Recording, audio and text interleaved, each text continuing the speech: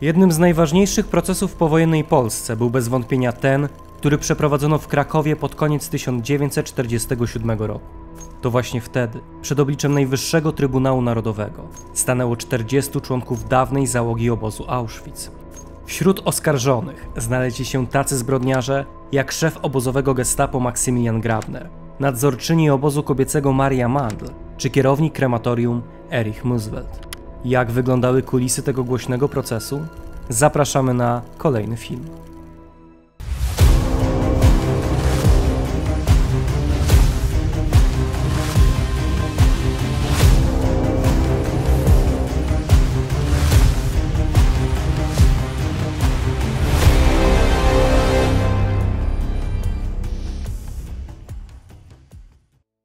Mecenasami i patronami dzisiejszego odcinka są adwokaci Magdalena Maciukiewicz oraz Piotr Rachwał. Dawny obóz Auschwitz stanowi dzisiaj jeden z głównych dowodów niemieckich zbrodni popełnionych podczas II wojny światowej. Takie zagadnienia jak komory gazowe, cyklon B, krematoria, a przede wszystkim śmierć milionów ludzi na stałe wpisały się do dyskursu na temat minionego konfliktu. Stosunkowo rzadko jednak zastanawiamy się nad tym, jak wyglądała niełatwa droga do ustalenia powyższych faktów. Wraz z zakończeniem II wojny światowej w społeczeństwie polskim pojawiła się silna presja związana z ukaraniem niemieckich zbrodniarzy odpowiedzialnych za dramat milionów ludzi. Mimo najlepszych chęci i powszechnej świadomości na temat popełnionego zła, ukaranie zbrodniarzy nie należało jednak do rzeczy prostych. Bardzo często zbrodniarze znajdowali się po prostu poza zasięgiem wymiaru sprawiedliwości, będąc albo daleko poza Europą, albo skutecznie przyjmując fałszywą tożsamość lub w najlepszym wypadku przebywali już w areszcie przedstawicieli któregoś ze zwycięskich mocarstw. W przypadku tej ostatniej okoliczności najczęściej po prostu składano wniosek ekstradycyjny, który alianci na ogół przyjmowali bardzo pozytywnie, dołączając do tego zgromadzoną przez siebie dokumentację. W wypadku zbrodni, które nie miały jednak wcześniej precedensu, okazywały się one niewystarczające, co generowało potrzebę przeprowadzenia kolejnych śledztw i przeprowadzenia kolejnej kwerendy. Doskonale zdawano sobie sprawę z wagi problemu, a w celu jego sprawnego rozwiązania powołano w Polsce Główną Komisję Badania Zbrodni Niemieckich, która wespół z polską misją wojskową podjęła się zgromadzenia jak najdokładniejszego materiału dowodowego i ekstradycji najważniejszych zbrodniarzy. Byłoby to niemożliwe, gdyby nie wyspecjalizowana kadra owej komisji, spośród której na szczególną uwagę zasługuje postać prokuratora Jana Zena. Ten prawnik z przedwojennym rodowodem posiadał rozległe kontakty z zachodnimi śledczymi, a przy okazji fenomenalnie znał język niemiecki, co w oczywisty sposób przyspieszało prowadzone przez niego prace. Jednym z najważniejszych zadań podjętych w tym czasie przez komisję było prowadzenie wizji lokalnych na terenie dawnego obozu Auschwitz. Ustalenia były jednak raczej negatywne. Większą część dokumentacji zniszczyli jeszcze sami Niemcy, którzy ponadto wysadzili budynki krematoriów oraz komór gazowych. Sytuacji nie ułatwiała również obecność Sowietów, którzy niejednokrotnie rekwirowali dokumenty zgromadzone przez polską komisję i wywozili je do Moskwy. Mimo tych przeciwności udało się jednak niejednokrotnie w tak absurdalnie niepoważnych miejscach jak błoto czy toalety odnaleźć ważne dokumenty. W połączeniu z relacjami świadków umożliwiły one uszeregowanie wiedzy i postawienie przed sądem konkretnych zbrodniarzy. W tym celu 18 lutego 1946 roku powołano do życia kolejną niezwykle ważną instytucję, jaką był Najwyższy Trybunał Narodowy. Złożony w większości z przedwojennych prawników, gwarantował nie tylko profesjonalizm, ale również procesy pozbawione naleciałości ideologicznych. W całej swojej historii przed Najwyższym Trybunałem Narodowym zorganizowano 7 procesów. Niewątpliwie jednak największym z nich był ten, który wytoczono przeciwko 40 członkom dawnej załogi obozu Auschwitz. Zanim jednak doszło do rozpoczęcia procesu, należało wybrać dlań dogodne miejsce, które byłoby w stanie sprostać tak dużej liczbie oskarżonych. Kwestia lokalizacji była przedmiotem trwającej od maja do sierpnia 1947 roku korespondencji między członkami Najwyższego Trybunału Narodowego a Ministerstwem Sprawiedliwości. Jedną z pierwszych propozycji były Katowice, co motywowano faktem, że Oświęcim, na terenie którego popełniono zbrodnię, znajduje się w rejencji katowickiej i to ona powinna mieć pierwszeństwo w poprowadzeniu sprawy. Ostatecznie jednak kwestie techniczne zdecydowały o rezygnacji z tego pomysłu. Drugim miejscem był teren KL Auschwitz. W przypadku dawnego obozu rozważano m.in. budynek Stabsgebäude, gdzie w czerwcu 1940 roku osadzono pierwszych polskich więźniów politycznych, a następnie Theatergebäude, który pełnił funkcję teatru wykorzystywanego przez SS-manów. Propozycję tę traktowano całkiem serio, o czym świadczy ustalenie konkretnych szczegółów dotyczących przebiegu ewentualnego procesu. Ostatecznie jednak z pomysłu tego zrezygnowano, w czym główną rolę odegrały kwestie techniczne oraz finansowe. W tym czasie realizowano bowiem zdjęcie do filmu pod tytułem Ostatni etap w reżyserii Wandy Jakubowskiej, przeznaczając na ten cel 15 milionów złotych. Inwestycja, zaangażowanie aktorów i inne terminowe kwestie spowodowały, że ekipa filmowa miała pierwszeństwo względem wykorzystania przestrzeni obozu. Co więcej, to właśnie wtedy zredukowano liczbę oskarżonych ze 100 do 40, w związku z czym nie potrzebowano aż tak dużej przestrzeni, jak początkowo planowano. Ostatecznie uwaga prawników skupiła się więc na Krakowie, w którym Najwyższy Trybunał Narodowy zdążył już przeprowadzić jeden z głośniejszych procesów wymierzonych przeciwko Amonowi Goetheowi. Co nie bez znaczenia, to również w Krakowie przetrzymywano i przesłuchiwano zbrodniarzy wchodzących w skład obozowej załogi. Wraz z wyborem Krakowa odchodził problem dalekiego transportu więźniów. W dalszym ciągu pozostawała jednak konieczność znalezienia miejsca, w którym pomieszczono by 40 oskarżonych, skład sędziowski, świadków oraz dziennikarzy. Bardzo szybko stwierdzono, że tę ważną rolę może pełnić nieukończony przed wojną, a podczas okupacji przemianowany na miejskie kasyno modernistyczny gmach Muzeum Narodowego. Zanim jednak doszło do odczytania aktu oskarżenia i rozpoczęcia procesu nad zbrodniarzami, należało ich wszystkich przesłuchać, co równolegle czynił nieugięty w swojej misji prokurator Jan Zen. Przesłuchania 40 członków dawnej załogi obozu Auschwitz prowadzono od wiosny do jesieni 1947 roku. Zachowane protokoły możemy odnaleźć dzisiaj m.in. w zbiorach Instytutu Pamięci Narodowej. Ich uważna analiza pozwala na ustalenie kilku szalenie ważnych kwestii. Pierwszą z nich jest fakt, że linia obrony oskarżonych była na ogół bardzo podobna. Przede wszystkim żaden z nich nie przyznał się do winy, choć były jednostkowe przypadki przyznania się do konkretnych przewinień. Wśród oskarżonych panowała również względna lojalność wobec swoich kolegów i koleżanek, choć i tu zdarzały się niewielkie wyjątki, w osobach Kurta Müllera i Ericha Muswelta, którzy powiedzieli o zbrodniach popełnionych przez innych oskarżonych, Wilhelma Geringa i Hansa Kocha. Pozostali SS-mani i Aufseherki, jeśli już mówili o zbrodniach popełnionych przez innych Niemców i Austriaków, to tylko wtedy, kiedy wiedzieli, że ci nie żyją albo są poza zasięgiem polskiego wymiaru sprawiedliwości. Efektem takiej postawy były liczne kłamstwa i przeinaczenia. Przesłuchiwani najczęściej mówili, że ich praca ograniczała się do czynności administracyjnych, przez co nie mieli oni zbyt dużego kontaktu z więźniami. Spośród pozostałych kłamstw możemy wyszczególnić takie jak te, że cyklon B służył tylko do dezynfekcji, że wartownicy nie strzelali do więźniów i nikt nikogo nie bił, a jeśli już do tego dochodziło, to ograniczało się to tylko do policzkowania i tylko za karygodne występki. Niektórzy opowiadali niestworzone historie na temat swojego rzekomego pozytywnego podejścia do więźniów. Zaangażowanie w SS czy NSDAP przedstawiali albo jako efekt przymusu, albo jako czysty pragmatyzm, dzięki któremu mogli awansować i poprawić swoją pozycję społeczną i materialną. Niektórzy znów, jak Hildegarda Leichert, starali się grać na emocjach śledczych. Aufseherka mówiła na przykład, że pracę w obozie podjęła ze względu na swoje malutkie dzieci. Jak podkreśla niewątpliwy autorytet w historii obozu Auschwitz dr Piotr Setkiewicz, zeznania oskarżonych tworzyły de facto alternatywną wizję obozu Auschwitz. W owej wizji żaden z oskarżonych nie bywał w Birkenau, a jeśli już, to bardzo rzadko i nie zdawał sobie sprawy z przeznaczenia takich budynków jak komory gazowe czy krematoria. Niektórzy twierdzili nawet, że nie wiedzieli o ich istnieniu. Warto jednak zauważyć, że ponownie bardzo ważnym wyjątkiem okazały się zeznania złożone przez szefa krematoriów Ericha Muswelta. Wspominał on o charakterze swojej pracy, o jej szczegółach, o mordowaniu więźniów i wykorzystywaniu w tym celu cyklonu B, przez co złożone przez niego świadectwo okazało się bardzo ważnym dowodem w sprawie. Przypadek Muswelta potwierdzał jednak regułę. Skazana na karę śmierci Oberaufseherin Maria Mandel zeznawała: starałem się zrobić wszystko, aby doli więźniów ulżyć. A Maksymilian Grabner podkreślał, że był w stałym konflikcie z Hysem i kierownictwem obozu, które uważało go za kłodę i przeszkodę w zbrodniczym prowadzeniu obozu.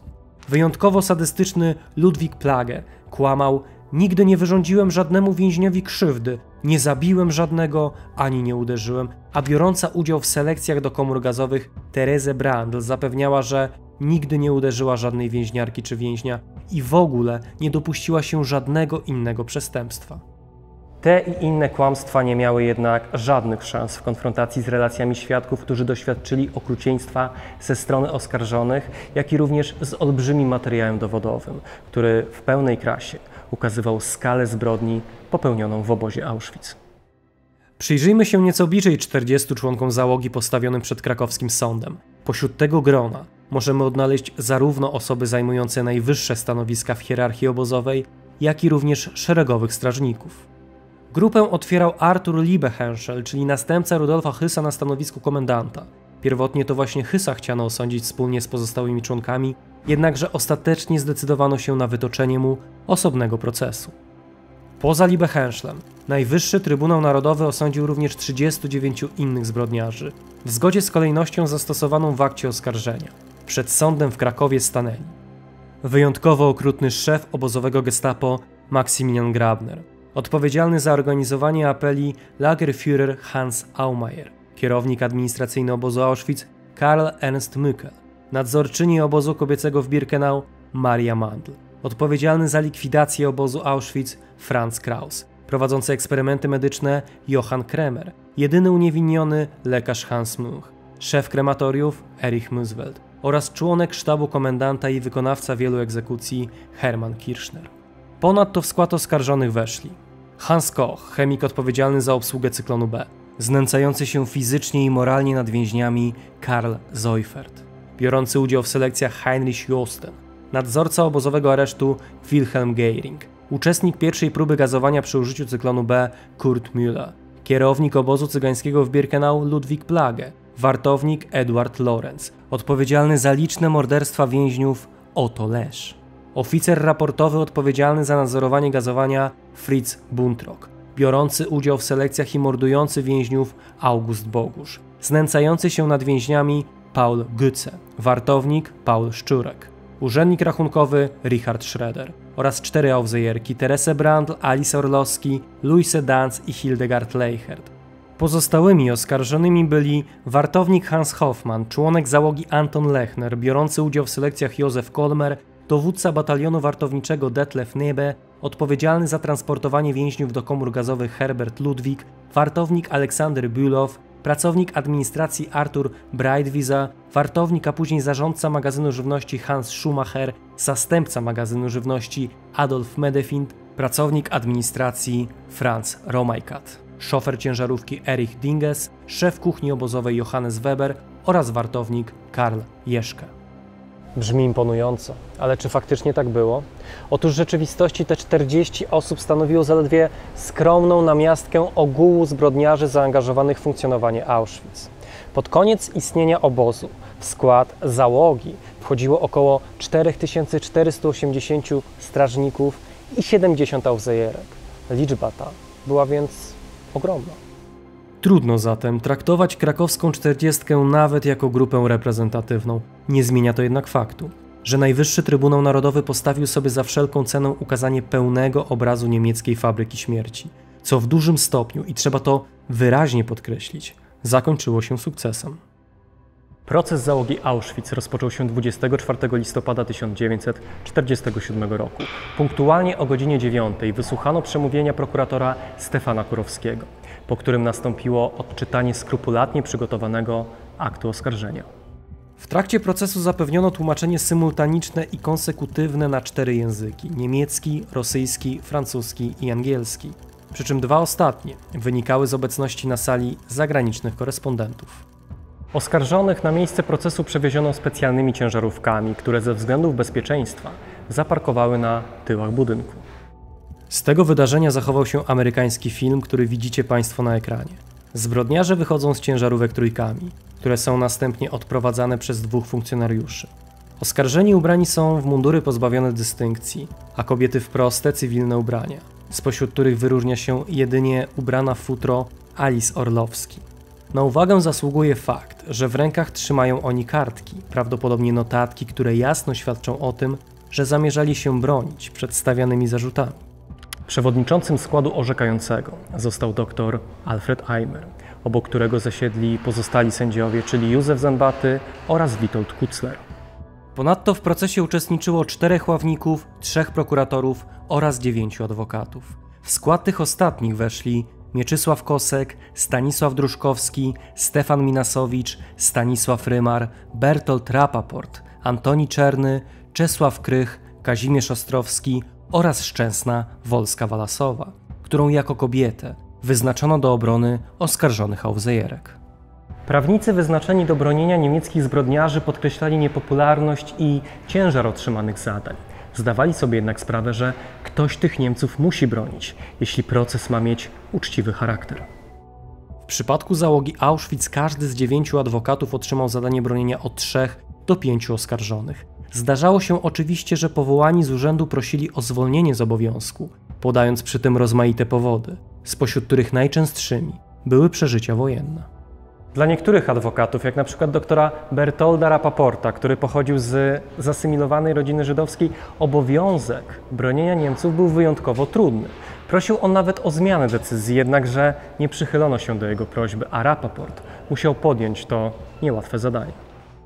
Kolejny prawnik oddelegowany do bronienia Niemców, mecenas Kazimierz Ostrowski, był zaś żołnierzem Armii Krajowej i uczestnikiem Powstania Warszawskiego. Mimo całej niechęci, którą z pewnością czuł do okupantów, wiedział, że każdy, niezależnie od popełnionych zbrodni, posiada niezbywalne prawo do obrony i reprezentowania go w sądzie. To niełatwe zadanie mecenas Ostrowski wypełnił sumiennie i w zgodzie z etyką adwokacką. Dla niektórych doświadczenia wojenne były jednak zbyt traumatyczne. Tak też kolejny adwokat żydowskiego pochodzenia, dr Adolf Liebeskind, w następujący sposób przedstawił swój problem sędziemu Alfredowi Eimerowi. Ponieważ obrona ta nastręcza mi bardzo wiele trudności, w szczególności natury moralnej, przeto proszę uprzejmie o zwolnienie mnie z obowiązków obrońcy z urzędu w powyższej sprawie. Pozwalam sobie nadmienić, że w czasie wojny z rąk Niemców zginęła moja najbliższa rodzina, albowiem straciłem matkę i 2 braci. Dlatego proszę o przychylne załatwienie niniejszej prośby. W tym akurat przypadku pozytywnie rozpatrzono prośbę adwokata. Warto jednak zauważyć, że w obliczu braku wykwalifikowanej przedwojennej kadry, która w większości przypadków została po prostu wymordowana podczas II wojny światowej, tego typu wyrozumiałość stosowano raczej rzadko. Przyjrzyjmy się nieco uważniej temu, jak wyglądały obowiązki adwokata. Jednym z głównych była przecież rozmowa z klientem i poznanie jego racji, jakkolwiek zakłamane by one nie były. Polscy adwokaci faktycznie spotykali się z oskarżonymi, dostarczali im niezbędną dokumentację, jak m.in. przetłumaczony na język niemiecki akt oskarżenia, a nawet pośredniczyli w składaniu wniosków o ułaskawienie, co moralnie mogłoby się wydawać przecież bardzo dwuznaczne. Tak czy inaczej, polscy adwokaci, zarówno przed, jak i w trakcie oraz po zakończeniu procesu oświęcimskiego, wykazali się pełnym profesjonalizmem. Sam proces podzielono na 2 sesje, poranną i wieczorną, przy czym ta ostatnia oficjalnie trwała do godziny 19. W rzeczywistości jednak przeciągała się do późnych godzin nocnych. Oskarżeni podczas procesu przyjęli bardzo podobną linię do tej prowadzonej podczas przesłuchań, w związku z czym główną rolę podczas procesu odegrali prokuratorzy, świadkowie oraz adwokaci, którzy wyłapywali ewentualne błędy i przeinaczenia, dzięki czemu uzyskano klarowny obraz zbrodni popełnionych w obozie Auschwitz. Ostatecznie proces, mimo dużej grupy oskarżonych, licznych świadków i obszernego materiału dowodowego, miał stosunkowo szybki przebieg, a wyroki zapadły jeszcze przed Wigilią 1947 roku. Spośród 40 oskarżonych w pierwszym procesie oświęcimskim 23 skazano na karę śmierci, 6 na dożywocie, 7 na karę 15 lat pozbawienia wolności, a 3 na karę od 3 do 10 lat więzienia. Jeden z oskarżonych, Hans Munch, został uniewinniony, a 2 innym zbrodniarzom, mianowicie Johanowi Kremerowi i Arturowi Breitwieserowi, prezydent Bolesław Bierut okazał prawo łaski, zamieniając im karę śmierci na karę dożywotniego więzienia. Tym samym najwyższy wymiar kary otrzymało ostatecznie 21 więźniów, względem których wyroki wykonano na terenie więzienia przy ulicy Montelupich 24 stycznia 1948 roku. Więźniów wyprowadzano w 4 grupach. Przy egzekucji byli obecni prokurator Mirosław Kulesza, naczelnik więzienia Piotr Pazderski, lekarz więzienny dr Eryk Dormicki, ksiądz Marian Stark, protokolant Rojowski oraz oczywiście kat z pomocnikiem. Wykonywanie egzekucji trwało niemal równe 2 godziny. Pierwszą z nich przeprowadzono o godzinie 7:09, a ostatnią o godzinie 9:08. Przebiegały one bez większych przeszkód i teatralnych gestów, jeśli nie liczyć jednej relacji, która wspominała o tym, że Arthur Liebenhenschel i Maria Mandl mieli krzyknąć Es liebe Polen, co znaczyło niech żyje Polska. Jeśli faktycznie doszło do takiej sytuacji, to była ona wyjątkowo kuriozalna. Proces załogi Auschwitz był jednym z najważniejszych procesów w powojennej Polsce i z wielu powodów zasługuje na szczególne uznanie. Po pierwsze, ukazał on wysoki poziom prawników Najwyższego Trybunału, który nie kierował się ani prostą zemstą, ani naleciałościami ideologicznymi, tak niestety popularnymi w owym czasie. Kolejnym godnym uwagi aspektem był oczywiście rozmach procesu, którego organizatorzy, mimo rozmaitych przeciwności gospodarczych i ekonomicznych, a musimy pamiętać o tym, że takie rzeczy jak transport, nagłośnienie czy tłumaczenie było przecież trzeba opłacić, byli w stanie przezwyciężyć te problemy i doprowadzić niełatwy proces do samego końca. Nie uniknięto jednak pewnych błędów, z których największym było przeszacowanie liczby zamordowanych w Auschwitz. Zarówno podczas procesu Rudolfa Hössa, jak i załogi obozu podkreślano liczbę 4 milionów ofiar, co pokrywało się z pochopnymi ustaleniami sowieckiej komisji. Mimo zeznań złożonych przez samego Rudolfa Hössa, który wskazywał, że w Auschwitz nie zamordowano więcej niż 1,5 miliona ludzi, nie dawano mu wiary i lansowano liczbę niemal 3-krotnie wyższą. Dzisiaj wiemy, że Höss miał całkiem niezłe rozeznanie i oficjalnie jako liczbę zamordowanych w obozie podaje się liczbę 1 300 000, aczkolwiek warto podkreślić, że badania na ten temat wciąż trwają. Jakkolwiek na polskim gruncie proces załogi obozu stanowił ważne wydarzenie, tak w perspektywie europejskiej przez długi czas pozostawał w zasadzie nieznany. Szczególnie niemiecka opinia publiczna nie chciała do siebie dopuścić wiedzy płynącej z procesu. W zachodnich Niemczech o zbrodniach popełnionych w Auschwitz zaczęto mówić dopiero w latach 60. XX wieku, co miało związek z działalnością grupy prawników pod przewodnictwem Fritza Bauera, który postanowił zerwać z lansowaną przez Konrada Adenauera polityką grubej linii i uzmysłowić Niemcom, do czego doszło w Auschwitz i kto za te zbrodnie jest odpowiedzialny. Upór i konsekwencja Bauera doprowadziła ostatecznie do postawienia przed frankfurckim sądem kolejnych SS-manów związanych z funkcjonowaniem Auschwitz, a sam proces przeszedł do historii pod nazwą drugiego procesu oświęcimskiego. W tym procesie nie tylko zebrano nowe materiały i relacje świadków, ale przede wszystkim wykorzystano dokumenty zgromadzone w czasie procesu krakowskiego. Wyroki, jakie zapadły w 1967 roku, były dla niektórych absurdalnie niskie. Sam proces okazał się jednak precedensem, dzięki któremu można było poprowadzić kolejne grupowe i pojedyncze procesy zbrodniarzy, których przebieg mogliśmy obserwować jeszcze w XXI wieku. Można zatem stwierdzić, że proces załogi Auschwitz, który toczył się przed obliczem Najwyższego Trybunału Narodowego, mimo początkowo jedynie lokalnego rozgłosu, okazał się ostatecznie przysłowiową kroplą, która drążyła skałę. Dziękuję Państwu za uwagę i do zobaczenia w kolejnym odcinku.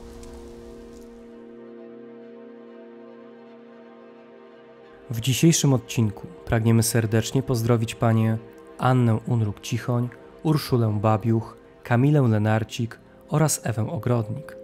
Ponadto pragniemy pozdrowić panów Damiana Dziedzica, Kubę Szafrańskiego, Tomasza Sadurskiego, Piotra Borkiewicza, Krystiana Dziarka, Radosława Kuśmierza, Piotra Kośmidera, Michela Fendricha, Damiana Stasika, użytkownika Dźwiedziu, Huberta Walasa i kanał Good Times Bad Times, Krzysztofa Piotrowskiego, Kamila Kubowa, Pawła Łabno, Huberta Kędziorka, Dariusza Stelmaczonka, Adriana Flora oraz Rudolfa Miczkę. Pozdrawiamy również patronów Szne Witchen, Ezio Auditore da Firenze i Pawła Pawełkowicza. Zachęcamy do obserwowania naszych pozostałych mediów społecznościowych, na których znajdziecie wiele dodatkowych treści, ciekawostek, zapowiedzi odcinków i materiałów zza kulis.